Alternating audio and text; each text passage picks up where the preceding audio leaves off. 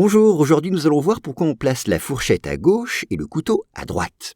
Alors la manière adéquate de dresser la table fait partie de ces usages que la politesse française a érigés au rang d'un art. Et parmi les règles à suivre figure la place à réserver au couteau et à la fourchette. Et là, vous le savez, en principe, on doit placer le couteau à droite de l'assiette et la fourchette à gauche. Mais comment expliquer une telle disposition ? Eh bien, pour le comprendre, il faut d'abord rappeler que jusqu'au XVIe siècle environ, seul le couteau était utilisé. Eh bien oui, il permettait de trancher les aliments, bien sûr, mais aussi de les porter à la bouche.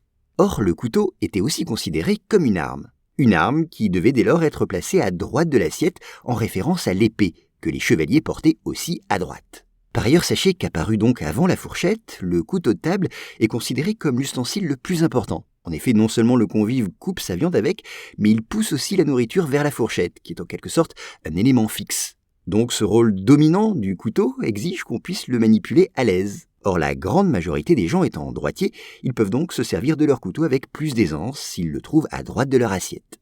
Mais au-delà, la place du couteau par rapport à l'assiette n'est pas le seul élément à prendre en compte. En effet, il faut se souvenir que la pointe du couteau doit être tournée vers le haut et le tranchant vers l'assiette. Oui, en le tournant ainsi vers son assiette, un convive évite de menacer entre guillemets son voisin.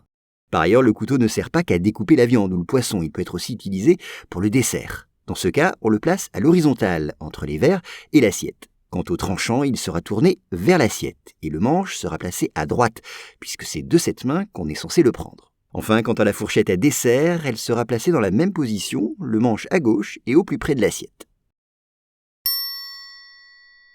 Voilà pour cet épisode. S'il vous a plu, sachez que j'en publie plusieurs par jour sur mes podcasts Choses à savoir. Je mets tous les liens en description. Merci.